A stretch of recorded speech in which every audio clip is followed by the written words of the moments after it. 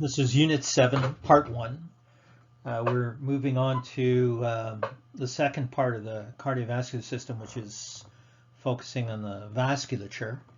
And in this part, we'll talk about the vascular anatomy.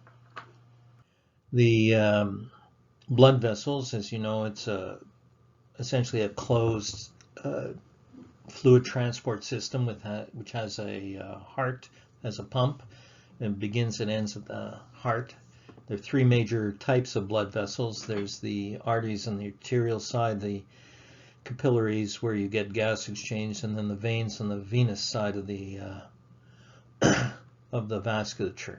Arteries are defined as carrying blood away from the heart, and veins are defined as carrying blood towards the heart. And it's only at the capillary level that you get contact with what the blood carries and the tissues, and exchange of that to serve the needs of the cells.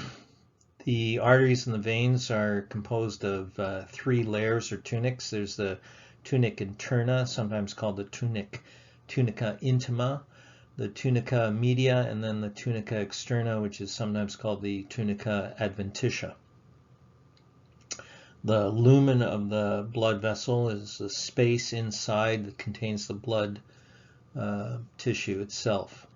And the capillaries are strictly composed of an endothelium with a very thin basal lamina, the equivalent to a basement membrane underneath epithelium. So although all other blood vessels have those three layers, the tunica interna, media, and externa, the capillaries only have the single endothelium. Here you see a diagram showing those layers. On the arterial side, the tunica interna, you have the endothelial cells in the subendothelial layer, and also an internal elastic lamina, which is the same on the venous side. These are average arteries or veins, average size arteries or veins. On the venous side of the circulation, you also have those two, the endothelium and the subendothelial layer, but you do not have any internal elastic lamina on the venous side. The second layer going from the inside outwards is the tunica media, which is in both but is much thicker in the arterial vasculature. It's made up of smooth muscle, and also an external elastic lamina, which is, again, that's missing on the venous side. And then you have the tunica externa, which is made up of connective tissue and nerves and blood vessels, if it's a big enough artery or vein that it needs its own blood vessels. These are the blood vessels of the blood vessels in this connective tissue layer. The tunics, as I said, the tunica interna or intima, sometimes called intima or interna, is just one cell layer thick, and a underlying basal lamina, which is connective tissue. Essentially, it's the same as a basement membrane. That's has collagen fibers in it. It's just connective, secreted connective tissue material. The media has smooth muscle, and on the arterial side, an elastic. Just a minute. And the tunica intima, you have an internal elastic lamina on the arterial side. The tunica media is mostly smooth muscle. There's some elastic fibers in it, but it is mostly smooth muscle and much thicker on the arterial side, as I said. And it has the external elastic lamina on the arterial side. This is the layer that in some blood vessels, particularly arterioles, is under control of the sympathetic nervous system, the fight or flight arm of the autonomic nervous system. Remember, the autonomic nervous system, ANS, is the nervous system that controls signals output to excitable tissue that's under involuntary control. So we have the autonomic nervous system, or ANS, which controls involuntary tissues, and certainly the smooth muscle of the blood vessels is involuntary tissue, and this is what controls vasoconstriction or vasodilation of those blood vessels. And that's control of the smooth muscle within the tunica media. The tunica externa or tunica adventitia of the blood vessels are connective tissue fibers made of collagen mostly, and they, in the larger blood vessels, they will contain their own blood vessels because that tissue is thick enough that it needs its own blood supply. And this blood vessels of the blood vessels are called vasa vasorum. The arteries and the smaller arterioles are divided into elastic conducting arteries and muscular distributing arteries and arterioles. So the very largest have elastic material in them so that they can pulse and stretch out with each passing pressure wave, which is caused by the contraction of the heart. And then the somewhat smaller distributing arteries and arterioles are more muscular. Here you see a stylized diagram of the vascular system with the heart at the beginning of it. So you have the very largest vessels are the elastic arteries or conducting vessels. They get down to smaller arteries, which are muscular arteries or distributing vessels, and then those get down to arterioles, which are resistance vessels in terms of being under having a lot of vasoconstriction or vasodilation depending upon the needs of the body. The very smallest are terminal arterioles, and then you get into the capillary network, capillaries where you have a feeding terminal arteriole. You also have metarterioles, which can channel the circulation around a capillary network so that it bypasses the capillary network under certain circumstances that might happen. This is metarteriole feeding into this channel, which is called a thoroughfare channel around it. And then you get into the postcapillary venules. Postcapillary venules lead to larger venules, and then finally veins.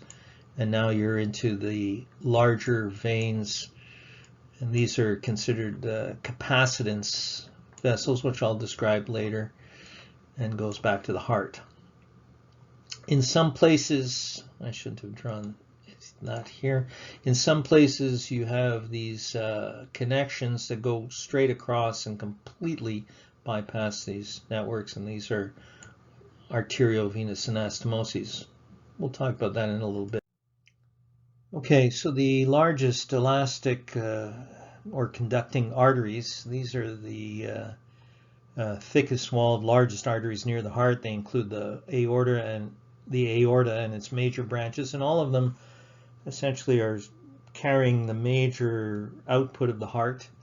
The aorta carries all the output of the heart, and then the branches come off of it, supplying other regions. It has all of these have a large interior lumen, allowing for low resistance conduction of the blood.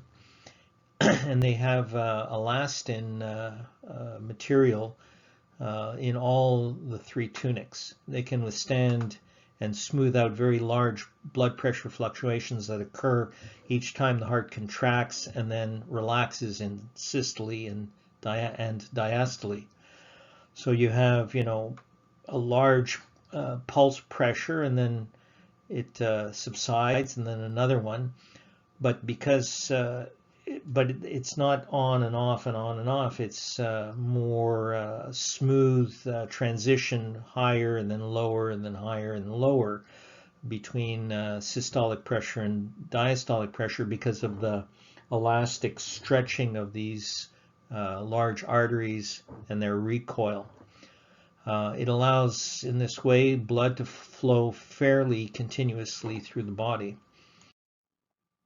The muscular distributing arteries and arterioles after that deliver blood to the different organs. They have quite a thick tunica media, which is made up of a thick layer of smooth muscle and less elastic tissue. And they're very active in vasoconstriction and vasodilation. That's another thing that should be here, vasodilation and vasoconstriction. Those are the muscular arteries, and the arterioles are the smallest arteries after that, these arterioles, and they lead to the capillary beds where gas exchange is going to occur.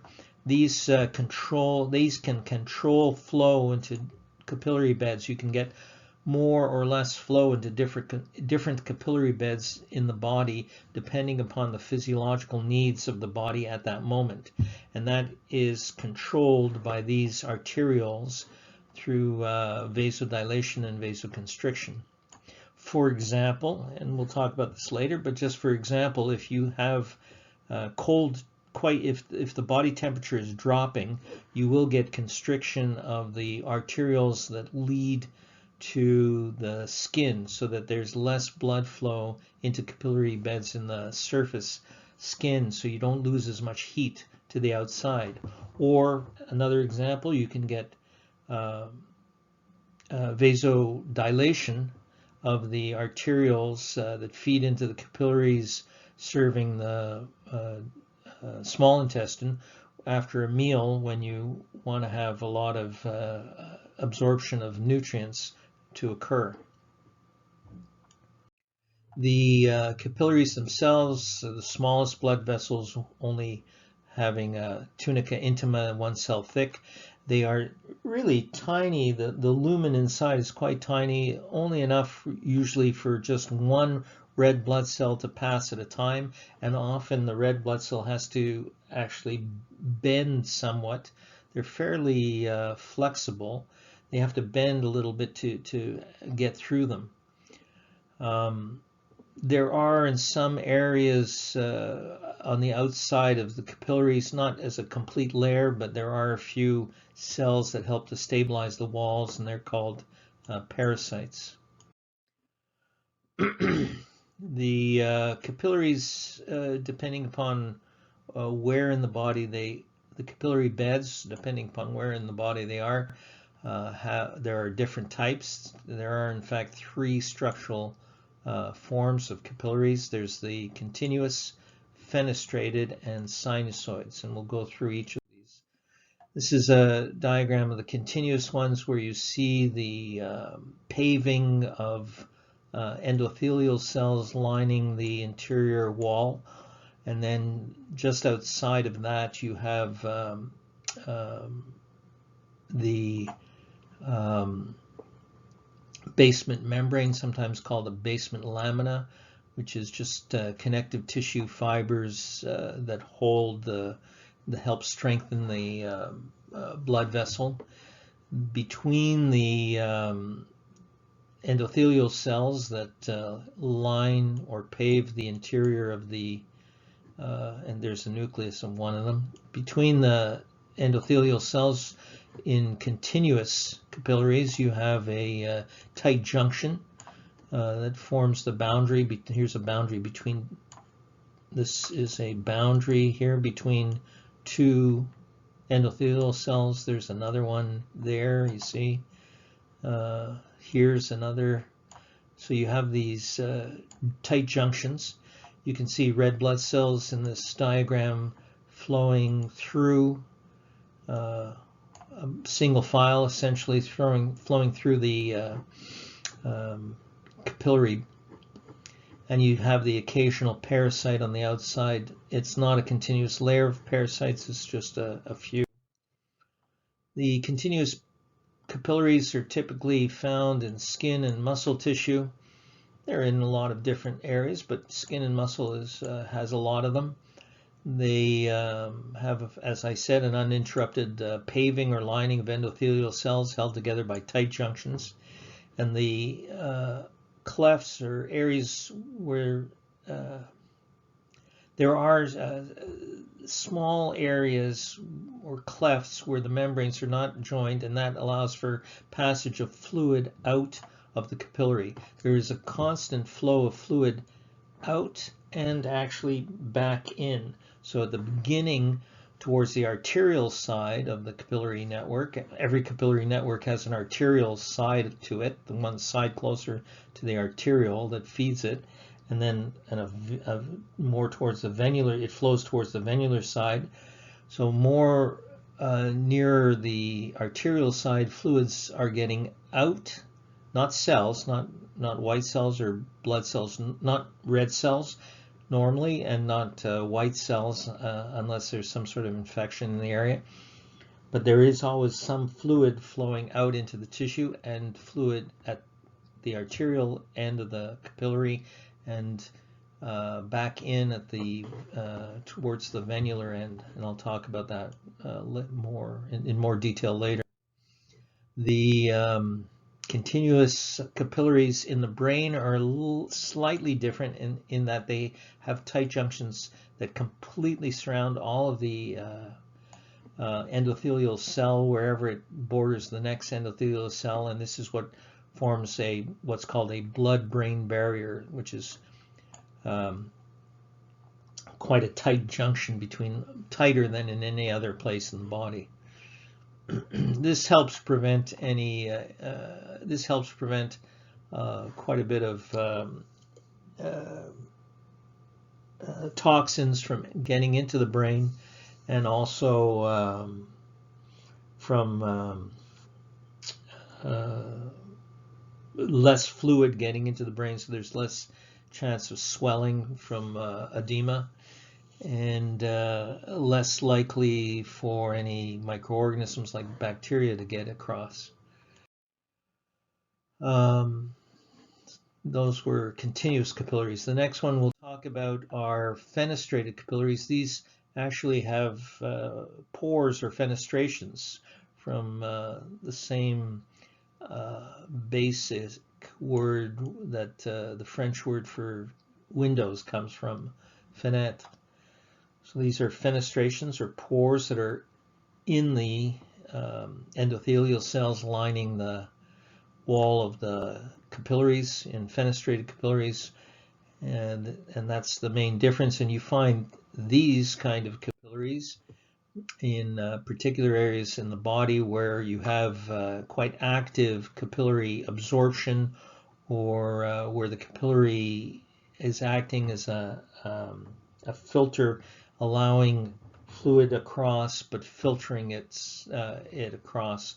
So where filtrate formation is occurring or absorption is occurring, absorption of course occurs in the small intestine.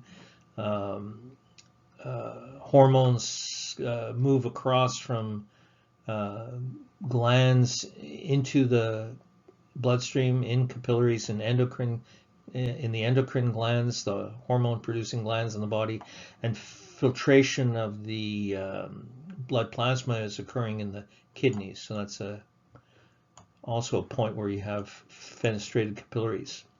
They're characterized by many pores or fenestrations, much higher permeability to solutes and fluids than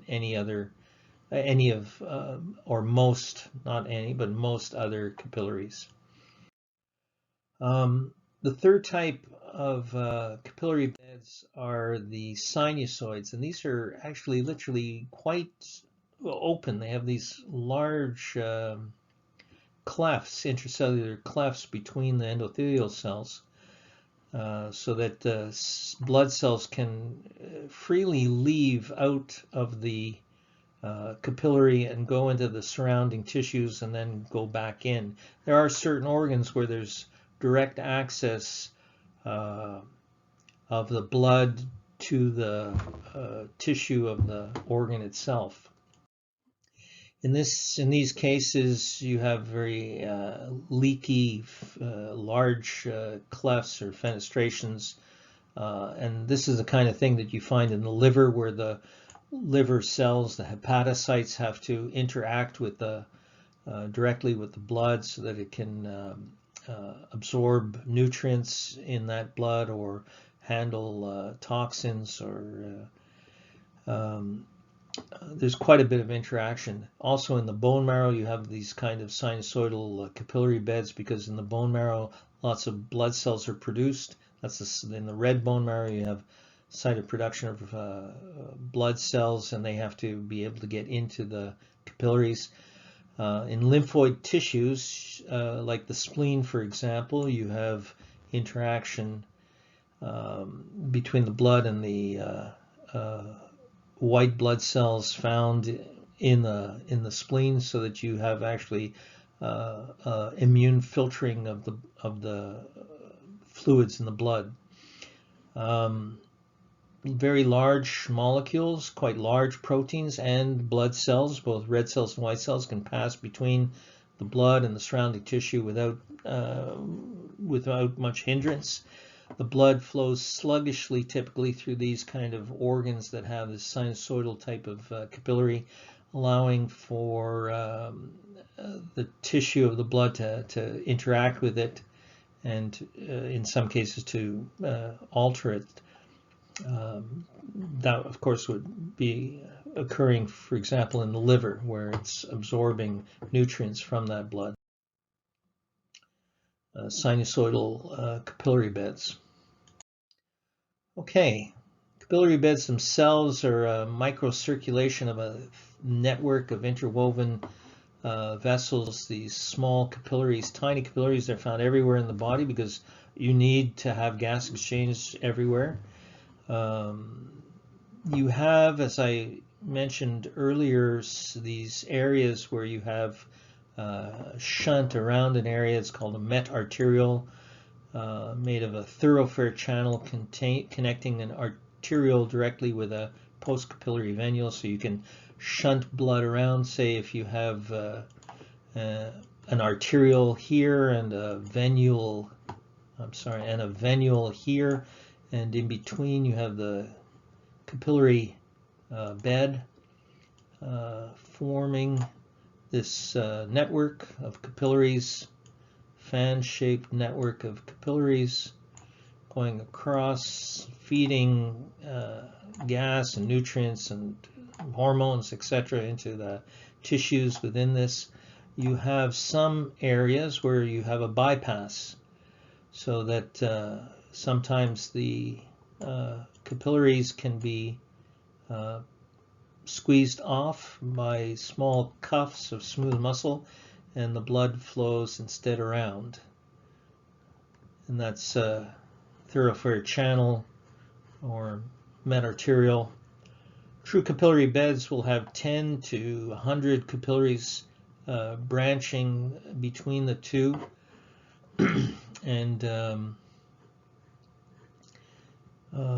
flow so that you get gas exchange. Here you see, in this case, the metarteriole goes right through the middle.